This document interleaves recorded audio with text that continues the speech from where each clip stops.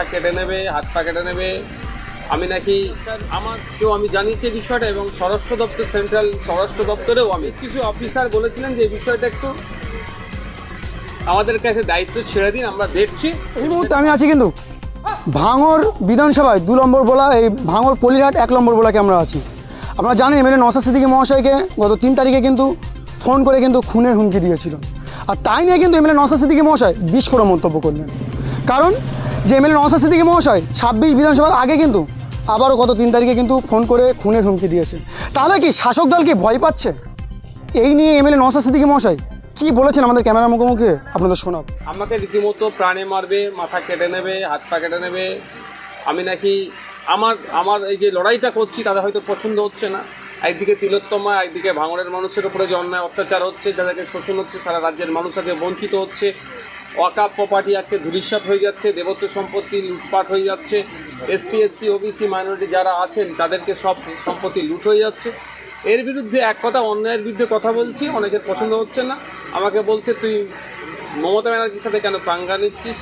পাঙ্গা নেওয়ার প্রশ্ন এখানে আসছে না। রাজ্যের মুখ্যমন্ত্রী তিনার কর্মকাণ্ডের মধ্যে কিছু যে ভুলগুলো হচ্ছে সেগুলো ধরিয়ে দেওয়া, আর নতুন যেগুলো করলে বাংলার মানুষের জন্য লাভ হবে তার কথা বলা, এটাই তাদের রাগ হয়ে যাচ্ছে, হুমকি দিয়েছে। এবার আমি তো আর কে হুমকি দিয়েছে তাকে খুঁজে বার করে গিয়ে তার বাড়িতে পিটিয়ে মেরে আসতে পারি না, এটা আইন বহির্ভূত কাজ, আমি এটা করি না আর কাউকে করতে উৎসাহিত করি না।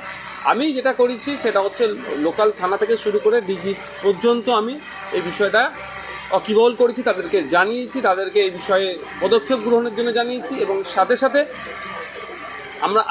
আমি এয়ার কাস্টোডিয়ানের মধ্যে আছি, আমাদের সম্মানীয় স্পিকার স্যারকেও আমি জানিয়েছি এই বিষয়টা, এবং স্বরাষ্ট্র দপ্তর, সেন্ট্রাল স্বরাষ্ট্র দপ্তরেও আমি, সেন্ট্রাল হোম মিনিস্ট্রিতেও আমি এই বিষয়টা জানিয়েছি।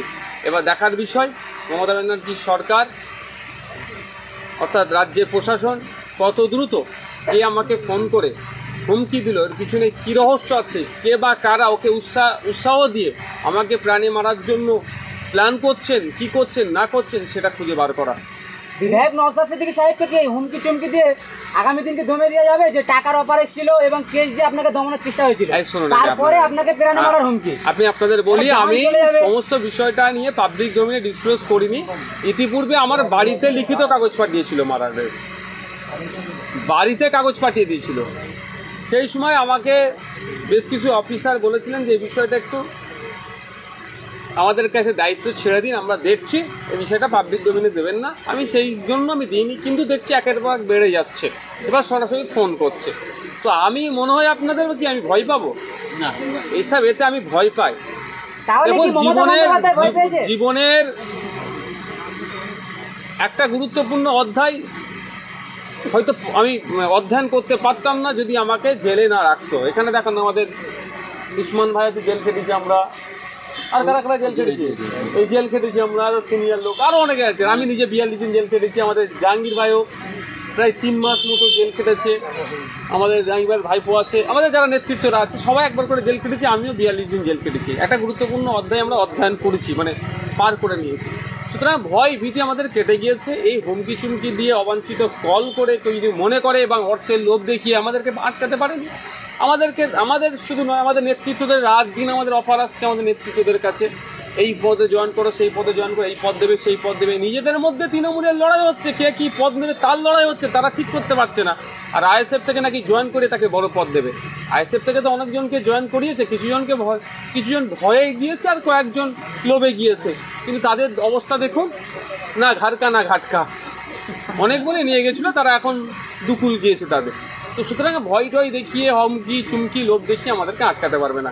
লক্ষ্য উদ্দেশ্যটা আমাদের একটা স্পষ্ট, সেইটা হচ্ছে কি, এই অন্যায়ের অবসান হোক।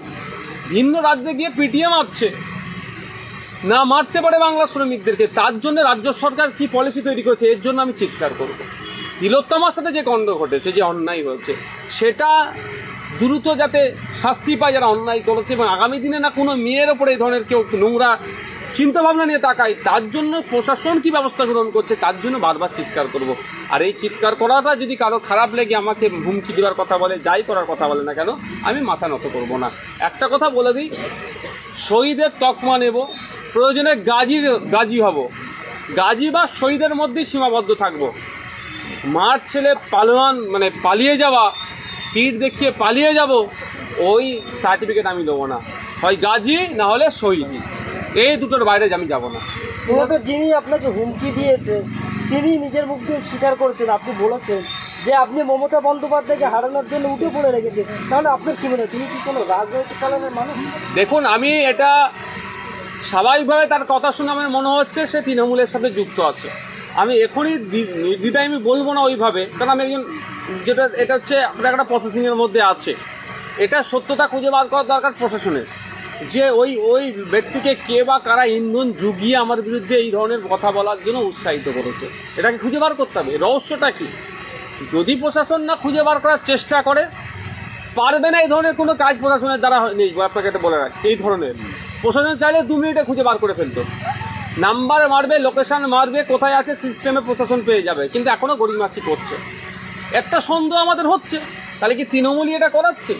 আমি পুরোপুরি বলবো না এখন, যদি আমি একটা নির্দিষ্ট টাইম পর্যন্ত দেখব, যদি প্রশাসন এটাকে খুঁজে বার করে তাদেরকে যথোপযুক্ত ব্যবস্থা না নেয়, তাহলে কোর্টের দরজা খোলা আছে, আমি কোর্টে মামলা করব। কারণ আমি আপনাদের জানিয়ে রাখি, শুধুমাত্র জাঙ্গিপাড়া লোকাল থানাকে আমি চিঠি দিইনি, আমি টপ পুলিশের পশ্চিমবাংলার সর্বোচ্চ যিনি কর্তা তাকেও অভিযোগটা জানিয়েছি।